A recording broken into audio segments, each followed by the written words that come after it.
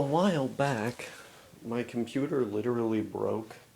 I made a whole video about it called The Ballad of My Broken Computer, and this thing has not worked ever since. Um, I was frantically trying to send a message to my wife saying that I didn't want to actually leave, I didn't want to split up. Um, After having said that and just not feeling right about it on that fateful day, and as I was trying to type the message, my microphone falls onto the computer and my computer ceases to work. And I made that whole long video about my experience with that, as well as some others. But I never actually gave that piece of context before on this channel.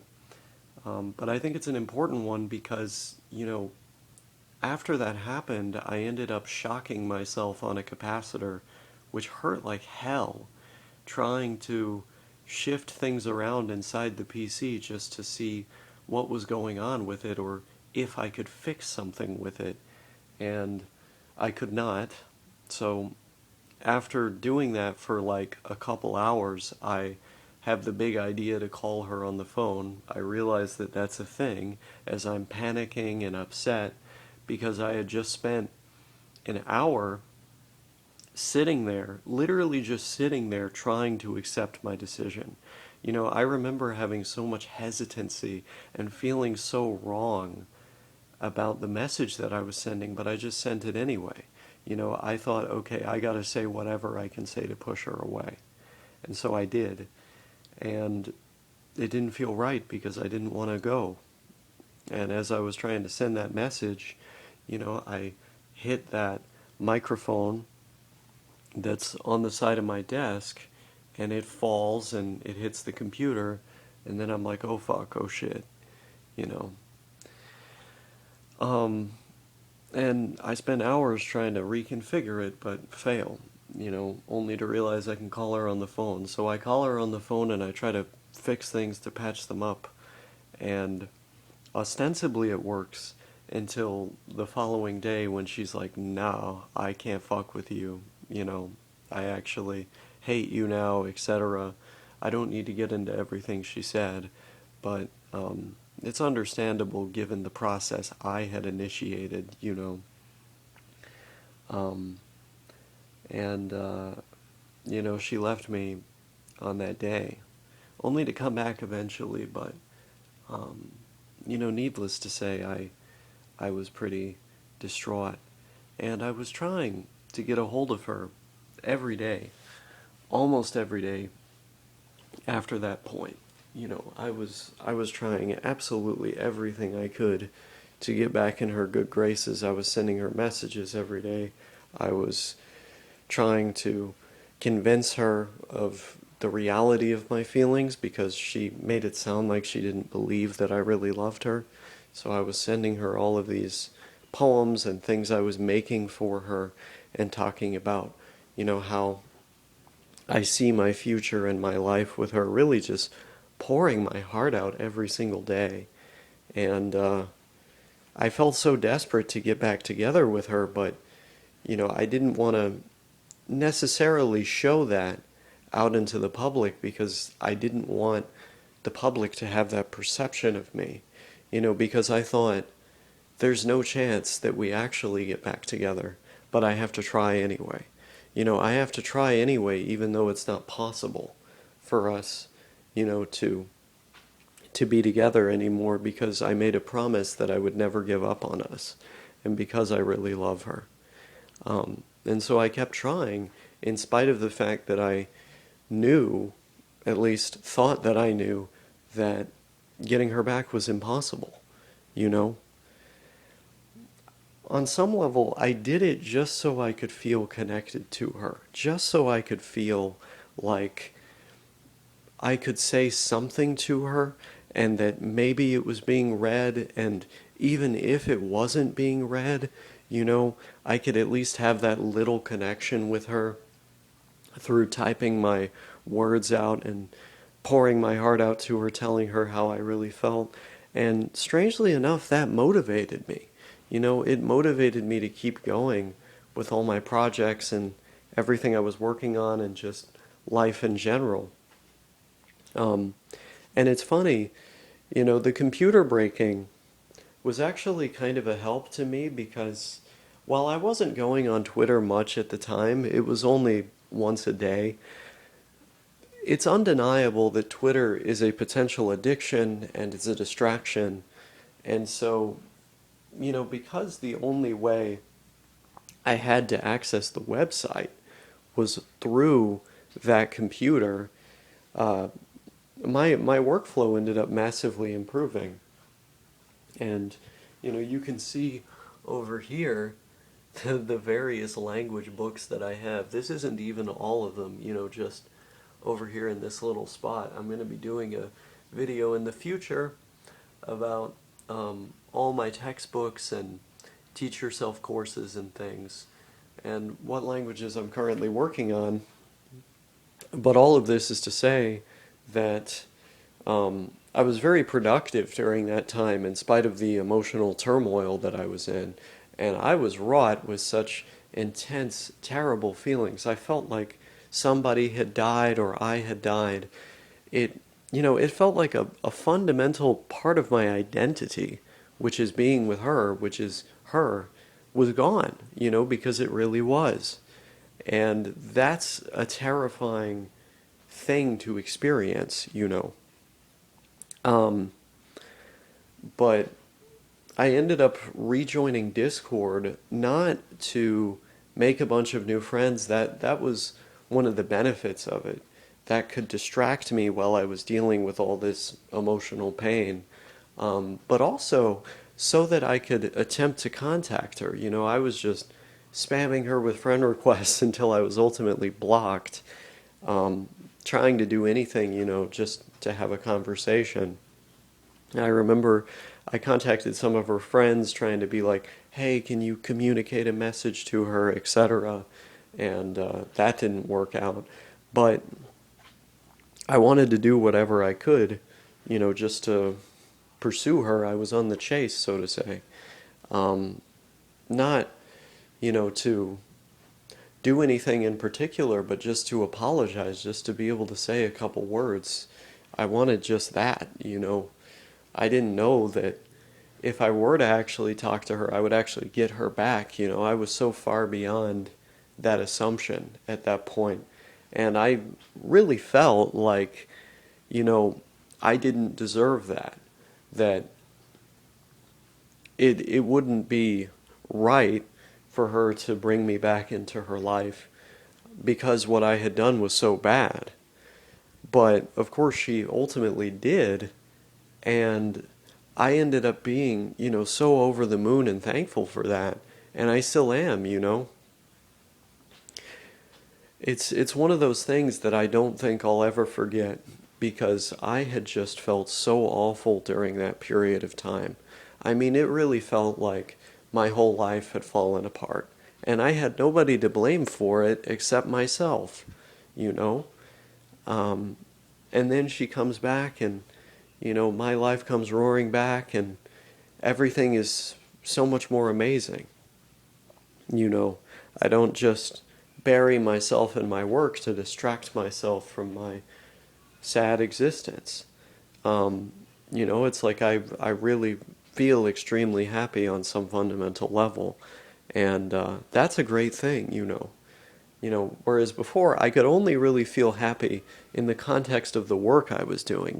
My language study made me really happy, but you step away from working and then it's just like, oh, I'm dealing with these feelings again. And then you end up wanting to work even more to kind of distract yourself from those feelings to have an outlet, which is one of the ways that I think work can be really helpful. But I digress. Um, it was an interesting time and experience. I think, you don't get married to somebody just on a whim, right? Like, you get married to somebody because you're really convinced that this is the person you would want to spend the rest of your life with. And if you're like me, You know, if you're observant and aware of yourself and your environment, you've got some pretty good reasons for making a decision like that. And I did, you know? And it's strange because I think a lot of people saw through me when I attempted to portray the marriage as bad or something that I didn't really want or had problems with for a long time.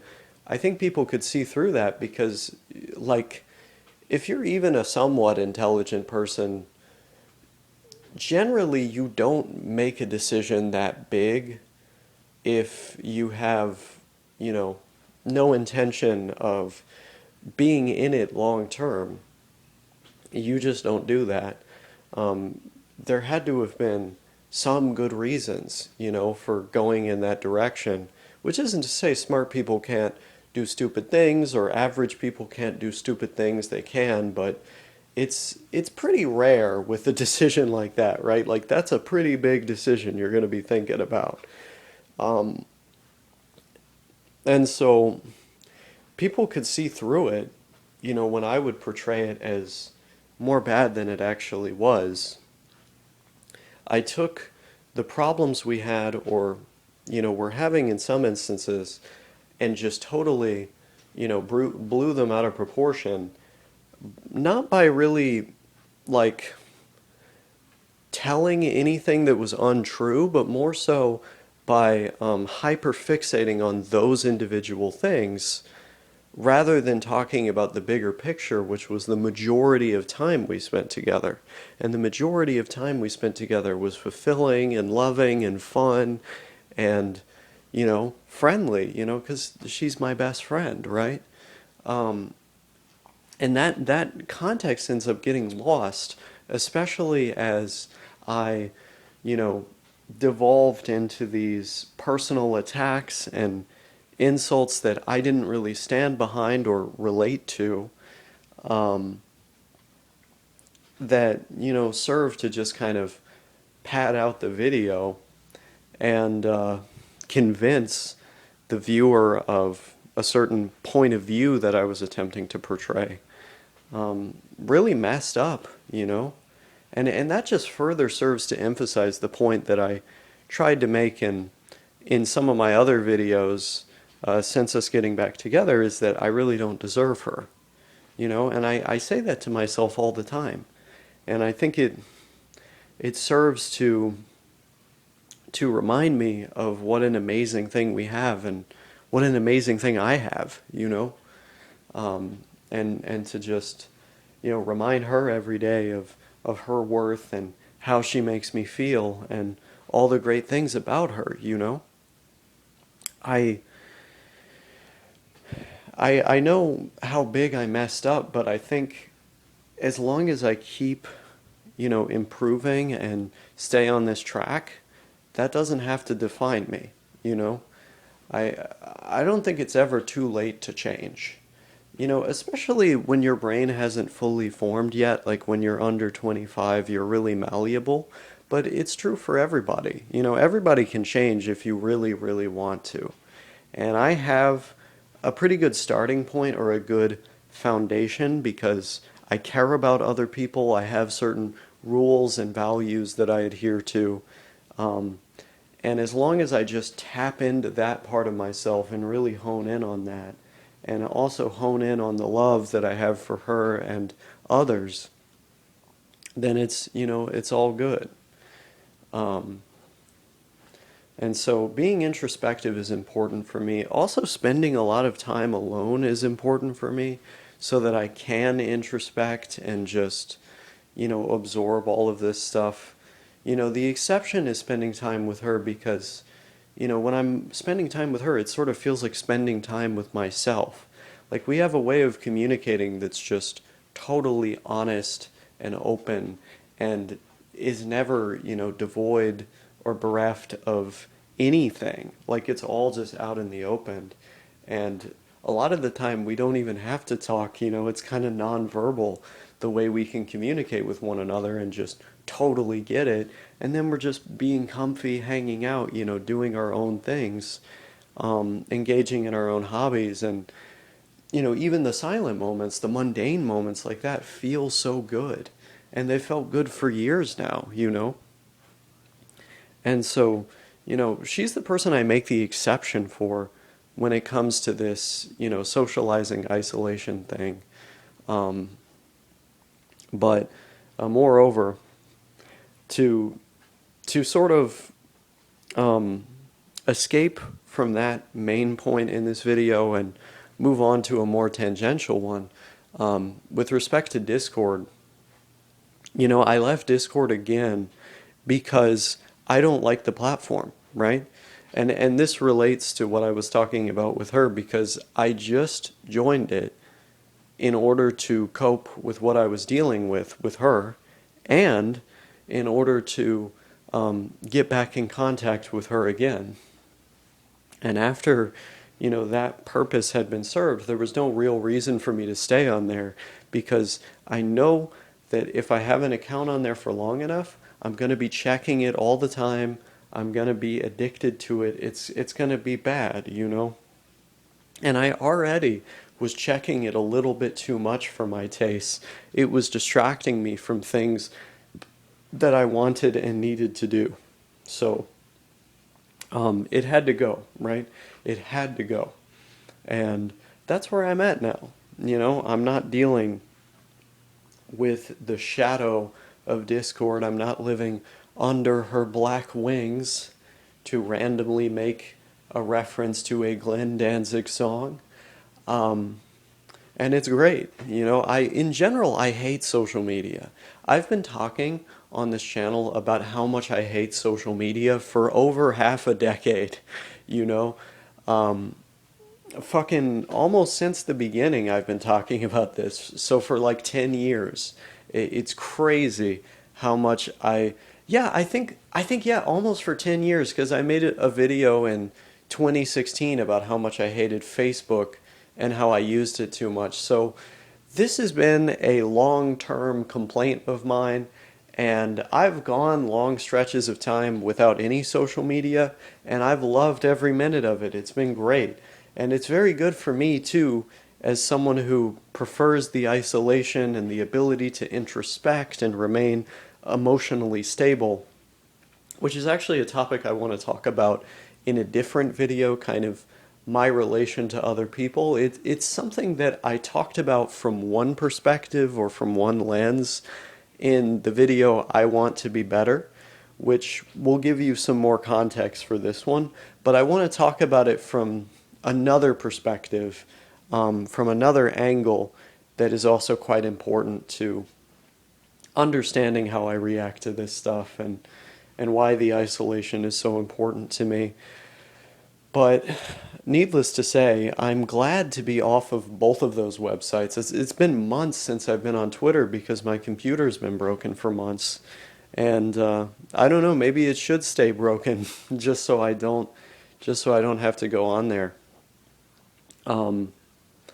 And I'm definitely not going back to Discord. I would have never gone back to it if not for the fact that I needed to get into contact with her, and I, wanted people to lean on and to talk to, while I was going through this extreme loneliness brought on by this hole in my heart, this void that was left in my heart in her absence.